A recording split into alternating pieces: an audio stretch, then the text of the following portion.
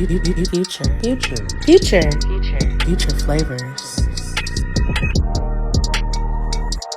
Yo, what is the deal, everybody? It's your boy DJ Cold Blooded, host of the Future Flavors Show. You are now tuned into another segment of the Future Flavors Show on YouTube. And as you can see, we're in a new space. We're in the new studio over at Odyssey. Whammo is, going through a lot of changes, and we have 3 illustrious guests with us today. And also, you guys are the first guests in the new studio. So, congratulations to you guys. I like that. But with us today, we have good brother Carlos Carter, the president of the Urban League of Greater Pittsburgh, if I'm correct. Yes, sir. We also have Dr. Michael Quigley and good brother Joshua Smith. Yes, sir. Who is, you undertook a new position at the Urban League, or was it at BMO the app? No, I'm with the new, the associate director. New associate director. Yes, sir. Okay, cool. Congratulations. Appreciate it. So, gentlemen, how are y'all feeling today? Good. I'm good, man. This is something new to me, man. I'm excited right now, man.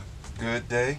Just hanging out, chilling, relaxing. Glad to be here to get our message out and break in this new studio. Nice. Thanks. Looks like you already broke it in a bit. Yeah, I already broke it in a little bit. Nice. Well, we're just going to flip this over. Slushy. And a little sweeter now, your keyboard. Yeah, keyboard's a little sweeter now.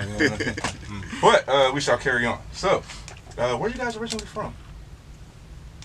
Well, I'll start since I'm over here on your left. Okay. That's the way we read, right, left to right. So I'll start. Originally born and raised here in Pittsburgh in the Hill District. Mm-hmm. I've been all over the Pittsburgh area between East Liberty, the Hill District, and different communities. Yeah, I'm a native Pittsburgher. I'm sorry, I'm a native Pittsburgher. Okay. Yeah, born and raised here in Pittsburgh. Any particular part of the Hill District? Borough Street, yeah. Okay. Yeah, so it's called Oak Hill now, Oak Hill Apartments. Okay.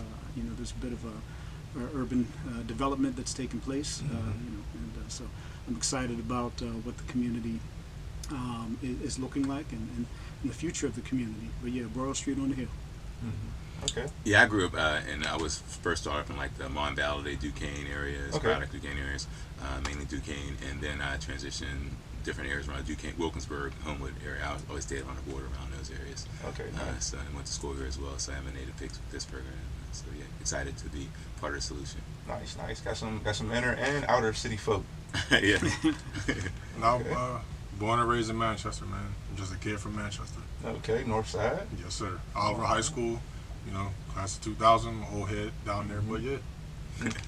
All right, so how was life growing up for you guys? I can start if gentlemen don't mind. Growing up in Manchester in the late 80s, early 90s was rough. You know what I mean? Like it was in many cities, many areas. Had drive-by drills in elementary school. But as far as home bringing and all that, man, I don't have any objections. Solid upbringing, not a strict household, but not fly by night either. Now I am. Parents remarried.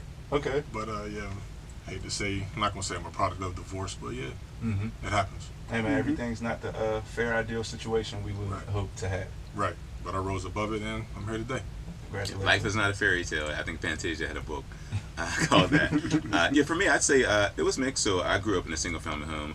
I didn't meet my dad until later. But I felt like my mother did a pretty good job with what she had. We didn't have a lot, but we did have love, and I think she taught us a lot of basic fundamentals that I think contributed to my success today.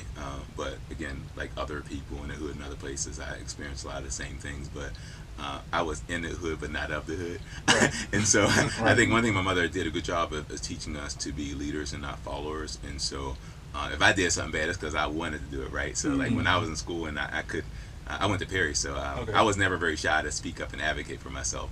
And so, like, when I did, my mom said, "Did you say that?" I said, "Yes, I did." So she always said, "Don't lie to her." So I always was taught some basic things that helped me navigate adversity and get to where I am today. Okay. Yeah, the experiences that we go through often are the ones that are the catalyst for who we become later on in life. I was born into a two-parent household, but my parents, they divorced relatively early, and so I lived primarily as an early adolescent with my father, but still spent time with my mother. The interesting thing about my upbringing being biracial was that I was taken back and forth between two very different realities. And this is in the 80s. Early on, right? yeah. That was during the 80s and 70s and 80s. Okay. And so, the experiences that I have are ones that I was trying to make sense of coming up early in terms of my own identity. To Josh's point and to Carlos' point, these are experiences that make us committed to the kind of work that we do today. I was teaching at Oliver when Josh was there, and so the experiences that he's referring to with respect to the community rivalries, the gangs, and all that other kind of stuff, that stuff was real. And I didn't grow up with that. I grew up with guys that they were more inclined to throw hands before pulling out a gun. And I grew up in a time when the crack epidemic was just beginning. And so these experiences that Josh had and the experiences that Carlos had were a little bit different than mine because I'm just a bit older. You're not that much older than me. I'm 51. You 51? Yes, sir. Oh, shucks. Okay. Congratulations. No, his goatee looks real good. Right? There's a secret. It's my vitamins. You're only a bit over 40. I don't feel it right. I feel great. I feel like just even physically, spiritually, I feel good. I can do more pull-ups than most of the young kids. So, yeah. But I just try to take care of myself holistically, and Okay. I'm thankful for that. All right, I always say I have good genes. But Mark says your family members don't look like you. I said, oh, you got all the good genes. So we had 51, 52, 52, 39. Wow. Yeah. I'm 40 24. in September. Congratulations. Yeah, it's coming up. Okay. How do you guys feel right now at this point in your lives, at this age, witnessing the things that you've done and being here today to be able to talk about the things we're about to dive into? I'll just say I feel good, right? I feel like I just actually put out a book called Greatness Awaits You. Okay. 23 Ways to Unlock the Greatness Within, and a lot of it is about overcoming obstacles to achieve your greatness and really discovering your purpose. And so I feel like in this part of my life, I am living my purpose. I like I said, I went to school, high school here, college here, but I initially was in banking for many years. I was a banker in a corporate space. But then, I did want something great, and I transitioned to the nonprofit world, helped start a school. NAS Prep. What school is that? Oh, NAS Prep. NAS Prep, Holy Family Academy. It's NAS Prep now. Sister Linda started, but we worked with her. I was very part of that process and as I transitioned out of banking. But there I really felt like I was getting a greater sense of purpose and taking my business skills and using them in other ways to create impact in the community. Then I led the Homeless Children's Education Fund. So I feel like for 5 years, and then I transitioned to the Urban League. And also, like, I'm a motivational speaker, I'm a writer, and all that. So I do a lot of those things, but they all, at the end of the day, I want to leave people places better than I found them, and just really want to help people realize their true value. And as the Urban League, we talk about economic self-sufficiency and empowerment. And so I feel like I'm doing exactly what I'm supposed to do. So that is a great feeling, because everybody doesn't feel that. But it just shows that no matter where you start, Drake said, I started from the bottom, now I'm here. Sounds like it. And Ella Fitzgerald said, it's not where you're from, it's where you're going. But making sure you're going in a purpose. And so feeling that I'm in my purpose is very powerful. That doesn't mean I don't have bad days or challenges like everyone else, but it feels like I know I'm exactly where I need to be, and that's a powerful position to be in. And that's a position I think that a lot of people unfortunately don't find. When you're walking in the fullness of God's purpose for your life, there's no difference the way that play looks and what work looks like, because it's actually something that you love and that you enjoy. And I can feel that in Carlos's spirit. I've been on a journey toward that for a long time. I started off in education. I'm still an educator, but I started off in K-12 education. Before then, I wanted to be a lawyer, and so my life has transitioned, through different fits and starts professionally. But one thing that I've always known that I wanted to do was to serve and to mentor and to be in a place where I can provide things for young folks that may not necessarily have been provided for me, in terms of guidance and wisdom and support. Not to say that my life was devoid of that. Of course, I had a father and a mother, but there are certain unique circumstances that my father and my mother couldn't help me with. Right. And so I had to try to figure things out on my own. And sometimes I found myself running, head first into walls, trying to knock them down, when I should have been standing back and thinking things through. And there are other times I sort of, confronted things where I kind of laid back. So our life's journeys, help us to develop into the sages. And, this is a point where Carlos and I are on the precipice of being in that space. But we are now thinking about legacy, and Carlos has an amazing legacy with the work that he's done, and I'm trying to continue, my own legacy in the work that I'm doing with young folks.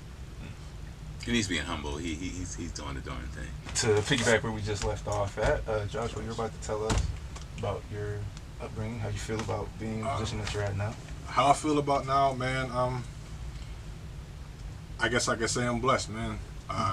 Recently graduate from my master's from Pitt in social work. Congratulations. Thank you, sir. Thank you, sir. I got a brand new position now. Father of 3. Congratulations. Married almost 13 years. Wow. Homeowner. Nice. Yeah, you're winning. Like I said, not bad for a kid from Manchester. You know what I mean? There's a lot of cats that I grew up with, didn't make it to almost 40. That's what I said. I'm an old head now. I got cats that, didn't. I just had somebody, just lost somebody recently. Out in New Kensington. Chase. Yeah. Somebody that came in high school 2 years under me. It's like, and he was a father. So I'm like, and that's why now having this position with the youth is something that I've done, since I graduated from undergrad. You know what I mean? And it's been a passion of mine. It's been something I can't seem to get away from. I worked with adults, but down in the county jail, but those adults were kids that I had in the SIS program. I'm like, yo, how? I remember going to, I used to skateboard growing up, and at the skate park we used to skate at across the street was a playground at this old elementary school that they tore it down and turned it into a police station now. But the CIS kids used to show up and have their free time. Yeah. And some of them we would know, and we might see them get into scuffles, or we might see them just chill and hang out. Some of them might want to learn how to skate with us.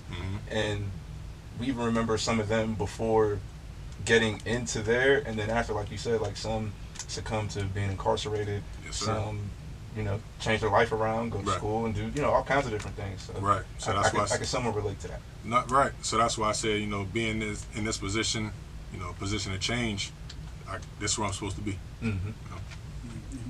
Earlier, Dr. Quigley, you said you two are almost, you and Brother Carlos are almost at the point of being sages. What does that mean? OGs. Certified OGs.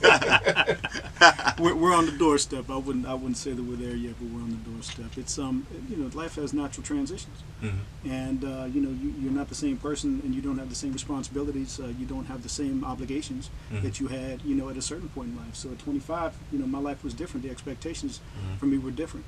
But at some point, you get to that place where it's your responsibility to function as an advisor, as a guider, providing guidance for folks, and providing support and mentoring and resources for folks. And that's the point that Brother Carlos and I are reaching, because a lot of folks did that for us. There were sages in our lives. I can count them right now, the ones that are still here.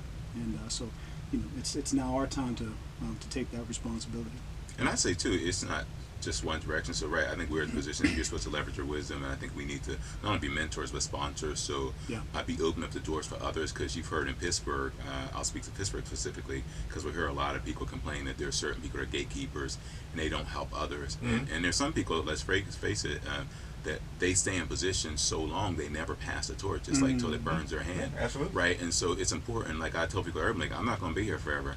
And so it's important that we have leaders like Josh and others, that we're bringing them along, that we're not selfish on our leadership, because sometimes people are just so passionate, but you have to realize we want continuity, and so we have to empower people, and sometimes we have to step aside and be an advisor. And so, but I also say, yes, we're there to be an advisor, but we're here to learn from the young people as well. Even from mentoring somebody, I say we're learning from each other. I'm learning things from you. Like my one mentee, he went to Ohio State and Youngstown State, and he studies my book like it's the Bible, and we talk about it every month. But I learned things from him. I remember, because I like doing videos and inspirational videos, and he showed me how to use this one app. I learned from him too. So I always look at it as going both ways. But I do think there is greater responsibility when you become older. I say it's one thing to be young and dumb, but old and foolish is pretty bad. Yeah, Because and I've seen that. You know what I mean? And so we can learn from each other. And I think having that open mind. But I do agree that there's a bigger burden on you as you become older and have experiences that you look out for others, but realize that you can learn as well. Because some, I hate when I see older people say, "Oh, young people don't respect me," but a lot of older people don't respect young people either. Thank you for saying. Yeah, and it's disrespectful when you don't. I was in a barbershop downtown. There was a heated argument between old head, as you guys would say, OG and a younger kid. But I thought the older guy was so disrespectful, and the young guy was enraged. It got so bad that I thought there was going to be a fight, actually. Right. And I tried to intervene, but I was trying to show the older guy he needs to be respectful too. And I think he really was really triggering to the young man. And I didn't know the young man's story, but I could tell there was a lot of things going on with him. But I saw the battle between the different generations. But to realize that your way isn't always the right way. If you look back, a book I saw from the 1500s, it said the same thing. Oh, this generation has gone crazy. Every generation says that about the other, right? And so we have to realize that yes, things change, but we have to say that there's different ways. I just read John Thompson's book called "I Came as a Shadow." The famed Georgetown's coach. My friend Jesse Washington wrote it with him, and I was with him yesterday. But it's a great book. But John Thompson talks about like how Iverson and people like when Iverson was with him, Iverson only had one tab. But he went crazy when he went to the 76ers. But he said, and the kids weren't allowed to have plaits, but John Thomas said, I wouldn't stop that. Now he called them plaits, the braids. I wouldn't stop that now. Things change. Generations have different ways of expressing themselves. And so I think we need to be conscious of that. Not that we necessarily change our values, but be open to that. And so for me, I try my best to be open. And that's why I have a lot of friends that are like 29 in different ages. I think why we get along so well is because we both are dreamers and like, I'm still doing things, they're still doing things, and we seem to really connect. I don't know why, we just do it. And people my age as well, but I noticed that I like that dream that anything is possible, and that's my attitude, and so I like that dreaming spirit. But we have to be respectful of each other in terms of valuing our ideas and perspectives. And then young people have to be open to listening too, because some people know everything and know nothing, but there's some older people who know everything and know nothing as well. So I said a lot. I'll stop. I'm going to start preaching. That's what's it like being correct me if I'm saying it wrong, your newfound position as the president of CEO. Well, it's interesting. So it's a big job. I didn't realize how big the job was. So, I'm a very mission-focused person. When I was at HCF as the executive director there, which is the same as the president, it was the best job I ever had. Not initially, but we formed it into that. But when I was approached for this role, because they did a national search and, people were lobbying for the job, but I never competed, but I would tell my job, I told my wife, they'll never forget me. And I knew I would be a finalist. So they were you were confident enough to I'm not going to say you didn't, but you necessarily didn't have to initially apply yourself they came for the position, and hundreds and thousands of people from all over the United States, which is really, really big, were congregating for this position, and you just knew I'm gonna probably get it. Well, I didn't want to say I knew I would be a finalist because I could do a TED Talk on this. I feel like I try to be very authentic in what I do. When I told him I went from slavery to now, and just I know how to communicate what I stand for and the brand of who I am confidently and unapologetically. And I think they like the results of what happened at HCF, what we were able to do. When I left there, we were at 3 years of operations on hand. We had the best board employees in the history of the organization, and just the impact we were able to make on the community and things of that nature. So I never had to compete. People always said, who are you competing against? And I actually had some friends I learned that were competing. I didn't really care. I said, I'm just going to show them the best version of me. And so that's what I did. And so it's up to them what they do with that. But since I was in a great job, I had zero pressure. I could truly be me. But I think when you know how to show people who you are and the value add, not just your resume, but who you are. What do you get when you get Carlos? What happens when you get Carlos? What is he passionate about? What's the impact of that? And that's all I did. And again, it was a tough process. People said that what they put us through was worse than what university presidents go through. I mean, I had to do a 10-hour simulation.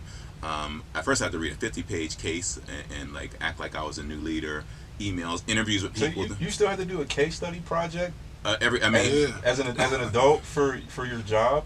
Right. So basically I had to read a 50-page thing of an organization. Then I had to act like I was a new leader that day, and then I had to give a vision statement. I had to interview with all these different people. I had to respond to emails. Wow. It was from 7 in the morning to I think 6:35 in the evening. And this is this is to get the position, or as soon as you got No, to get the position, I had to do a 30, 60, 90-day plan. I had to interview with the National Urban League, have other essays. Wow, it was a lot. Reminds me of college, like doing case studies and things like that. I never thought you'd ever have to do that in life, like real life outside of a classroom. I thought that was just to get you to understand, okay, this is a new case, I have to read this and do that. But I never thought you'd have to do it in the process of that being your job. You know what I mean?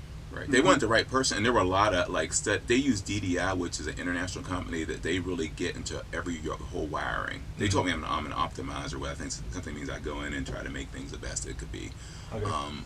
And that's why I told the board and employees, if you hired somebody to be mediocre, you better fire me today, because I'm not created for mediocrity, and neither are you.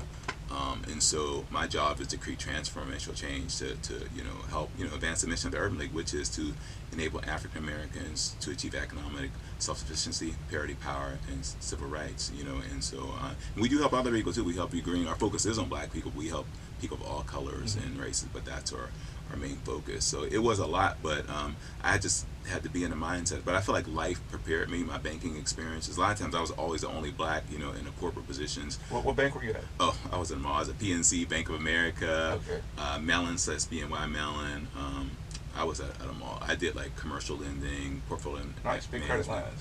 Yeah, so I would deal with businesses in terms of analyzing their financials, building relationships, the sales part. So I can analyze companies and businesses. So you're like a Ray DeLeo in a way? Who's that? He made a I was looking up books. So whenever Nipsey Hussle passed, I looked up a lot of books that he read. So then I said, let me look at other guys. And Diddy was one guy that intrigued me a little bit, and he said Ray DeLeo's Principles was a book that he liked to read. But when I started reading it, Ray DeLeo talks about going into lots of different companies, analyzing all their finances, all different analytics, and coming up with different systems to help them flourish. And in lieu of that, he went from managing like a couple thousand to like $160 billion and building up a huge firm from like 20 people in a barn to like 1,500 people in the office. So you saying that made me think of that guy. There's some similarities, but basically, so say we had so sometimes there could be like $200 million loan agreements, but you have different syndicates part of it. We may have 25 million of that, so we had larger deals and smaller deals. So I needed to understand the risk, understand the business and mitigants, and to figure should we lend to these people. And so, but it's a very good experience to have. And when you run a smaller nonprofit, you do a lot more at HCF. But so at the Urban League, although it's bigger, I think it was 7.9 million last year. It has a lot of different things that we do to help people move to economic self-sufficiency. But when you kind of understand the parts, it's helpful to understand that. You know what I mean? It gives you perspective. And so I used to be a businessman who cares, so I understand the business side, but also having a heart and know the impacts of the program. But I think it's very helpful when you're dealing with funders and investors. It just gives you a different perspective, because some nonprofit leaders, they have the social service part, which is great, but they don't understand the business side. So having both, to me, I think gives you an advantage. BMODI, I'll say, very pivotal and imperative program in the city of Pittsburgh that is ran through the Urban League. In partnership with the Urban League. Okay. With Robert Morris. With Robert Morris. Okay.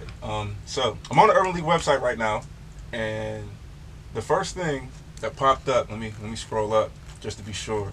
So it says focused on serving you, empowering communities, changing lives. I scroll down, it talks about the state of Black Pittsburgh and community forum. Then I see me. It says featured program, cutting edge youth leadership and technology programs. I'm talking about ULGP. And I see the background of the BMODI logo also on Dr. Quigley's shirt in the back. So it takes me back to a time when I was in the program. But if you could, can you guys explain what is BMODI? I'll let you start. Okay. Well, the Blackmail Leadership Development Institute is a program. It's more than a program.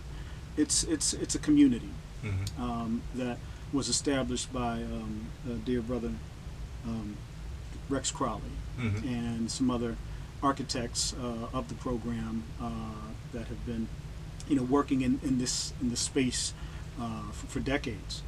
Decided that it was time to put together conceptually an institute that was going to support development of leadership with adolescent black males, so that they can be leaders within their communities, within their families, within their schools. They'll understand the concept of self-leadership, personal accountability and responsibility, and all those other kinds of things that help them to be assets in their communities, in the Pittsburgh region, in the world, globally. And so the BMLDI is designed to do just that. Now, there is no cookie cutter way to help a person to become a leader. Everybody is different. And as W.E.B. Du Bois taught us, leadership can happen from any levels in society. Anybody can be a leader. Leaders are made, they're not necessarily born. And everybody's not going to necessarily be a frontline freedom fighter. Everybody has their role to play, but you need to play a role. And so it helps young folks to understand, who they are, what the capacities are that are already in them, and then build on those capacities so that they can be leaders in their own context, leaders in their families, as I said, leaders in school, leaders in communities, and things like that.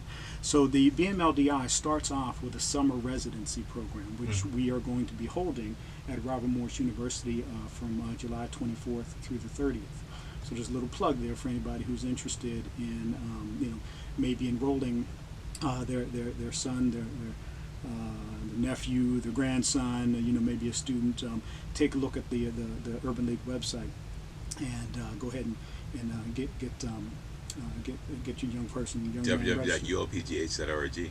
Perfect. Perfect. Said that too fast for me. But go to the website and make sure that you take a look at the application there. But we'll start with the 6-day residency, and we'll have the young folks connect with mentors, be exposed to different activities and experiences that help them to develop their leadership skills, have them engage in a community service project, and then throughout the year they will be continuously exposed to mentors through monthly Saturday symposiums. They'll have an opportunity to engage in guys' nights out and develop relationships with mentors who are going to be able to provide the resources, the sponsorships, and just the guidance for young folks. You was always teaching me different words. Yeah. Symposium. That's a nice way. Yeah, but we all also learned that success happens in teams. And you got to make sure that you get the right team together. That's why when you were there, we had you got to shake a good man's hand. Yeah, right? You got to learn how to network. You got to learn how to meet people and be met. In order to expand your team for success. So that's essentially what the BMLDI provides. And what I say about it quickly is I always say it's a program that builds upon the strengths of our young people and empowers them to be leaders in their community, to make an impact in their community, and to succeed in school and in life. And using the term building upon their strengths is critical, right? Because a lot of times we have a deficit mindset when it comes to people, especially black people, and more specifically black males. And so realize that we do have a lot of strengths, and so building upon them, right? If people try to live 5 minutes in the shoes of some of our young people, they wouldn't make it. And so realizing that their strengths, and even like when I was at my other job, like we try to look at even parents' strengths. So say if you see a mom, she goes up to school and curses out the teacher, that's not good, but the strength is that she's trying to advocate for her child. And so let's teach her a way and give her tools to advocate in a way that's more constructive, that's going to build bridges for her family instead of walls. And so for young people, they need to see their value. And unfortunately, given the history of slavery, 246 years to be exact, 100 years of Jim Crow, and some things we do during this freeish period in history, that a lot of times we don't really see our value, right? We've lost a lot of culture, but research does show, as people, and especially young black males specifically, when you're around other black mentors and things like that, that's empowering. And so that is important. It doesn't mean that all our young men don't have fathers in them, because we know a lot of our situations aren't traditional situations, and the data does show that black fathers are more engaged when they're involved. But our young people just need the tools to build upon their strengths, and I believe the camaraderie here, the mentorship, the guidance, and the fact that they're working on being part of the solution. As I always say to young people, you're more than what we see on the news, and this lets them see more than what they see on the news and create a tangible impact in their community and their lives. And to kind of piggyback off of that, I'm going to be learning as the young men learn also, because I'm trying to develop my own leadership style. This Monday will be my beginning of my 3rd week in this role. So I've had leadership positions before, but this is on a whole different level to me. What makes it different? What's different now is I've had more of those, kind of boots to the ground kind of jobs. Working hand in hand with kids and the rough and tumble kind of jobs. This one now is it's more administrative. Okay. I'm learning how to make connections with people that I've never even met before. Trying to build a little bit more of a business sense. Dealing with vendors, individuals like yourself. Excuse me. So this is all a whole new learning curve for me, but I'm definitely feel like I'm in the right position because I actually care about the youth. I was a knucklehead too, so if I can get in there and teach other knuckleheads how to not be knuckleheads, then let's get in there and let's work hand in hand. You know what I mean? Because it's a village, and like Dr. Quigley said, it's more than a program. So I'm looking forward to all of this that I'm going to learn, helping the young men grow. So let's all get in there and do it together. And Josh was being humble, so I was part of the interview process. We really saw his potential and the fact that he really cared about these young people. So maybe he's on some new things, but we could see the greatness in him. And I assured him, you work for me and us, you're gonna really hit a pinnacle, And so we hired him because of not only what he's done, but what he's going to do. And so we know he's going to do great things. I agree. It's intimidating, but I like the feeling that I'm getting now. The exposure. And like I said, the growth as a man, you know what I mean? You can't stay comfortable. You can't stay complacent in one spot. You know what I mean? That's not growth. That's not developing. So, yeah. We lift as we climb. If you think about the way that we're building this out, it's a model that goes back centuries. It's multi-generational mentoring. And, we're not just mentoring the young men in the program in the BMLDI. But we're collaborating, we're partnering, we're mentoring, via several generations.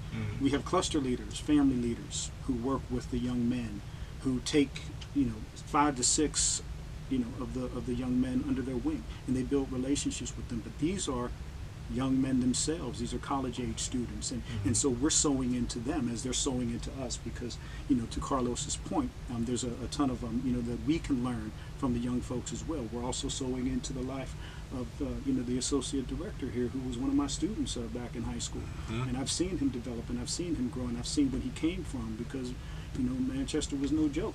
And the North Side was no joke, and the city of Pittsburgh was no joke. Right. And so another thing that we're trying to help the young folks to understand and develop is critical consciousness about the context that they're in. Because even though we're not dealing with the same kinds of trauma and problems that we did when Josh was coming up, we're still dealing with problems and trauma, especially as it relates to violence. And so a lot of the work that we're going to be doing is focused, targeted on helping young folks to be resilient from trauma. And to develop, develop a toolkit, skill sets that are going to help them to be successful as they navigate things like institutional racism, as they navigate things like a lack of opportunities and resources. How do you build and how do you develop, those kind of resources on your own and for yourself and for your family? And these programs too, I like too, is part of the solution, right? I've talked about it with Larry Richard and Kevin Battle. Just like that.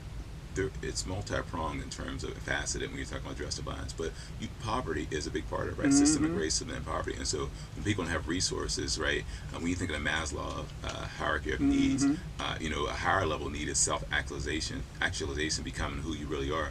But how can you do that if your need for safety isn't met, if you don't have food? And so I think programs like this are important since it stresses education and connections. I think it helps put people on a path to break in that poverty. But hope is important, right? I love the quote that says, man or I'll say woman or people can go about 3 days without water, about 40 days without food, about 8 minutes without air, but not a second without hope. And so this is a way of giving young people hope, again, seeing their value and their strengths, because the concept of the looking glass self, like as society sees me, that's how I see myself. And so this gives them a different picture of themselves, help them to see who they really are, right? Because sometimes we believe what people say we are, but sometimes what they said is a lie. And so this is a way of changing our thoughts. My book, my first chapter, I talk about those thoughts and helping her reframe those thoughts and really let them see who they really are, their culture, their value, their ability to create change through leadership, giving them that hope. And when people have hope, they become powerful. But when they lose hope, they become dangerous. And so we don't want danger. Right. But they are dangerous to society when they really realize their value and create the change and be who they really have created to be. And because I get frustrated when people think that enslaved people came here, that they were savages. That's a lie. People came here because of their skill set. The white folk who brought us over here, they were trying to make money, right? And so I was in New Orleans recently. I talked about this on the radio or somewhere. I'm talking on some of these spaces I can't keep up. But in there's Jackson Square, and they showed a Sankofa. The white folks didn't know what a Sankofa was. They just thought it was pretty art. And I think it means like looking ahead by looking back. Yeah, that's a nice bird. Yeah, but it's all in there. But that shows they created that, and when those who knew how to do the right, all different skills that we had, we were brought here for that. We weren't brought here because we were savages, and so people need to understand that we were civilized people, a dynamic people, and we were brought here to make others money. But guess what? We can do that for ourselves. Yeah, I just think it's important, and not to go to all the history, but I think when you look at how things are now, you can't ignore history. Not you stay in the past, but you have to understand why we're here, so we can figure out what do we need to tweak to get us where we need to be. But our value, given the economic self-sufficiency and creating tools, and education is a key to that. Because education is important too, but you also have the connections. That's what these networks are important, because even when I was in banking world, there were people that had degrees and things like that, but they didn't always weren't able to progress to the level because of barriers in terms of having people be sponsors for you to open up that door for you. And so you need both education and relationships with all colors, right? At the end of the day, the color is green. And even people who are racist, if you can make them money, they'll overlook that, right? It's the color. It's not black and white. It's green. I like what John Thompson said. He said that people vote for education, but he said they say they support education, but their vote is really for the money. At the end. He's talking about NCAA sports, which is true, and the behaviors around it. And I think that's the same in life. So, yeah, I'm done. I've said enough. All good, all good. To touch on the BMODI program, I was a member for about 3 years. Well, I guess you could say we're lifetime members. It never really ends. But I'll say by technicality, I was in the program 3 years. And honestly, I'll say that's probably one of the things that saved my life when I was younger. I'll say when I was young, I remember in Spanish class with Jalen, he says, hey, you should go talk to Dr. A. You guys should go check out her Future Flavors interview too, my guidance counselor when I went to Penn Hills. And she said, yeah, you should go join BMODI. So I joined. And it exposed me to so many different things that I never would have seen if I just went outside into my neighborhood and just went to school and went home and maybe played sports here and there. I would never witness that. I've never seen so many black men in suits or well-spoken or have their own businesses or just do so many different things and be able to articulate so many different things, and even as small as public speak. It exposed me to college. Even going through like Oakland as a kid, you don't think these are a whole bunch of universities. You just think these are old giant buildings, and there's just a bunch of people outside. Right. Because it's like old school. Yeah, I don't know. This is 5 different universities all in one block or 3 miles of each other, and these are all students or anything like that. Knowing in my environment is like people were telling me about school, but no men were telling me about school that much. Like my uncle may have mentioned it, but other than that, like, my upbringing, it was just a little different at times. So I'll say that really exposed me to a lot of different things and exposed me to something that I could be. Like, let's say, for example, with the radio. I was in college. It was like a real linear process. Like, I did BMODI in high school. That exposed me to Robert Morris. And I got accompanied with all of you guys. You ironically ended up being a professor of mine at one point, which, thank you. I was going through a lot that summer, and when I missed that assignment, I was so embarrassed when you called me that morning. But he gave me a chance to redo the assignment, and I passed with B. So there you go. Cool. It wasn't a total loss that summer. Grace is powerful. Yeah. But yeah. So that exposed me to college, and then it exposed me to a bunch of different staff at Robert Morris, which to where I was applying. I did the fast track thing. I went to college. They gave me the acceptance letter. I went up to the skate park, told all my friends, I'm about to go to college. Like, this is crazy. And then I would tell people, like, I know all the black staff at the campus already.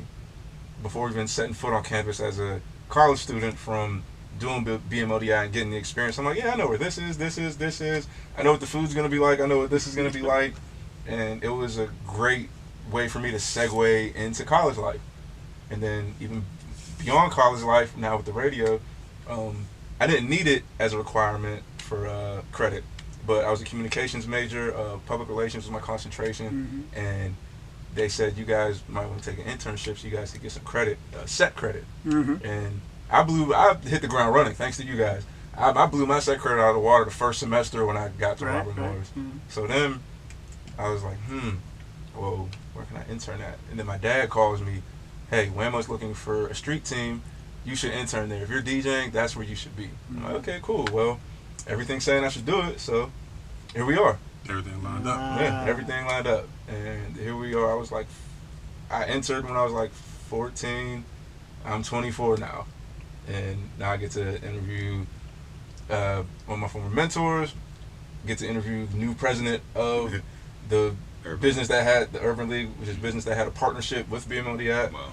And you associate director? Yes, sir. All right, cool. Associate director, and you're sitting in an interview at the radio station with your former teacher. Right. Wow, that's powerful. And, it's interesting how things come around full circle. But I will say, me getting to this point was doable and fathomable because somebody cared about the youth. Right. And I'm asking you guys, why do you guys care to the extent that you do about young black men? I mean, you guys care about people in general, but specifically pertaining to the topics today, black men. What made you guys want to be in these different kinds of positions and seats and become doctors and presidents and directors and help make a change in the community like this? It's not easy. For me, I would say I don't think of it a lot, but I think it's because of, as a black man, growing up living in projects before, people don't believe it. Like, Carlos, you sound so proper. Like, by the time we were proper hood, Father, please pass the government cheese. Off the block cheese. Exactly. Yeah, I hate that.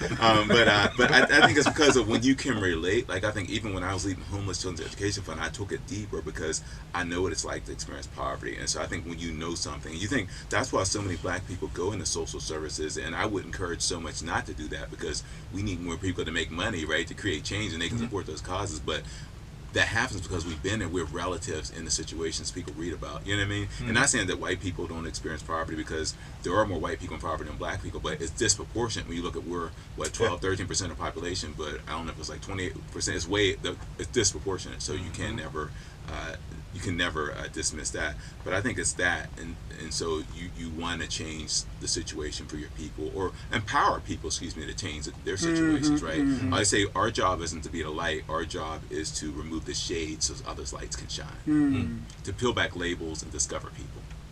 And that guy's deep. The reason why I care, man, is like Carlos says, is you got to be to relate. I came from a lot of the same situations as the young men that I've worked with. I had family members in and out of this. I had all kinds of things growing up, seen a whole lot growing up. So it's like, okay, I want to be able to show somebody that you can come from a certain environment, but you don't have to be a product of it. You know what I mean? So like Carlos said, going into the social service field, that's why I stayed in social work.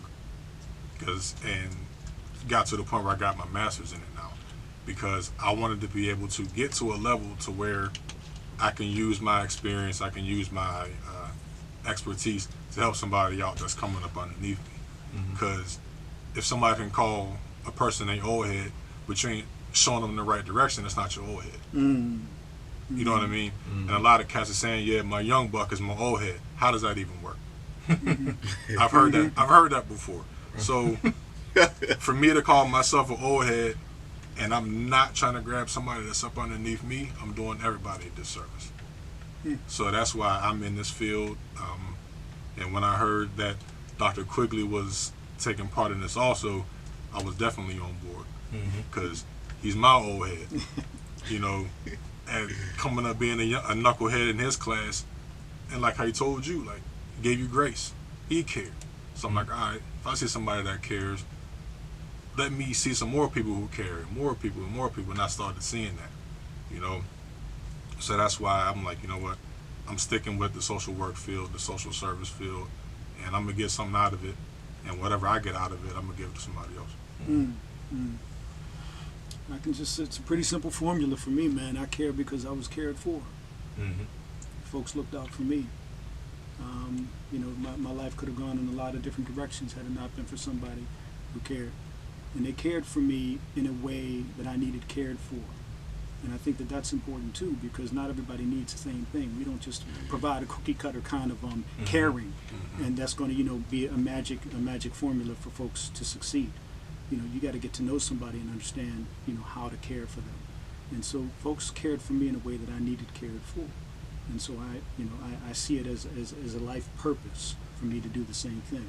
I mean, in terms of the cliches, I mean, we can go on and on talking about them, but they're true. You know, Marion Wright Edelman taught us that, you know, service is the rent we pay for living on this earth. You know, I'm trying to pay the rent. You know, there's a lot of things that, you know, I've been exposed to, and things that I've experienced that it not by the grace of God, I wouldn't be here. And so, you know, I see, you know, my life's purpose as a servant, and that's one of the things that we focus in on with the BMLDI, servant leadership. Yeah, I think that's important, and I think also too, it's important too is that I think you may have said this, Dr. Quigley, that the program does empower people to, like, not even dealing with the police relations community, like to be empowered advocates and citizens. So it's a holistic approach, and with it, which is important. What are your thoughts on Pittsburgh from a multicultural perspective? And it could be in regards to anything, in regards to finances, it being livable, opportunity, violence, anything. I'll jump in. I'd say we have everything we need here in Pittsburgh, where everybody should be able to succeed. But we know for Black and Brown people, that's not existing. You look at things like home ownership is so low around the country compared to others. I can't remember exact stats, but they're pretty dismal in every category. And so it just underscores the need for programs like this. It underscores the need for the work of the Urban League, for people to get the tools and the resources and connections to gain economic self-sufficiency. Because it's not good, right? If like I tell people, you know, if we have a family, right, and you know, like up with a mother, right, she may have 6 children, but if one of her children is hurting in the family, she's not happy. And so I say Black people are part of that family. Some of us are thriving, many of us are hurting, and so the Pittsburgh family can't be happy when another member of the family is suffering. And so we need to do all we can to provide the opportunities to empower those who have been left behind to be part of, you know, of that most livable city. I'll leave it at that. Well, if you think about the report that came out from the University of Pittsburgh School of Social Work, the gender and racial disparities report, we've got a lot of work to do in Pittsburgh to create the equity and the parity, you know, that you know, we need to have. I see Pittsburgh as being a place where we are emerging, we are becoming, but this can go off the rails quick. You know, Pittsburgh is now a global city, you know, and we're trying to make sure that, you know, the tech, you know, the meds, the eds, and all of these other kinds of things that are emerging, you know, and when I was coming up, we were all steel, blue collar. Things are changing now, you know, the greening, the electric vehicles, all of these kinds of things. So as we develop, we have to make sure that the people who are from Pittsburgh, who are in Pittsburgh, the indigenous Pittsburghers, not transplants, not just the transplants, everybody has an opportunity to benefit, you know, from Pittsburgh being a global city. So I think we're focused in the right direction. I just hope we don't get derailed. Right. And to clean up, Pittsburgh as a global city or an international city is very true, but the people that look like us are the ones that are starting to leave or emigrate. I think I'm using the right word. And I think in order for us to get to where we want to go, a lot of us might want to start coming back, because there's a whole lot to Pittsburgh that me being a native, I haven't seen yet. You know, I haven't experienced it. I love food. You know, I love music. So there's a lot more out there that I want to experience. But the organization as a whole, I also feel can use some visibility, some notoriety, especially for the longevity that the Urban League has had. You know, it's not a grassroots. It is a grassroots, but it's not an infant organization. Like, this is a very well-known and established organization that a lot of people really aren't familiar with anymore. So hopefully interviews like this and the BMLDI events and symposiums can start bringing some of that homegrown feeling back to the city. So I do want to stay. You know, I thought about leaving. I'm like, no, I'm here. This is where I want to be. I want to raise my kids here, my 3 kids. So, yeah, there's a lot going on, and I think people need to really take heed of that. What's a piece of advice each of you would give to the youth? I would say to believe in yourself, right? Realize, again, that you're more than what others say about you.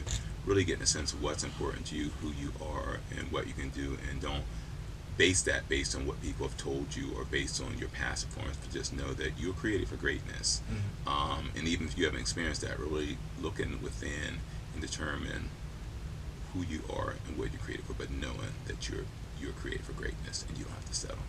Okay. Something that Carlos kind of told me is don't limit yourself or shorten yourself to make other people stand tall. So, and he also told me, like the old saying, you got big shoes to fill. Sorry, your shoes are big enough. You know, nobody can walk in your shoes.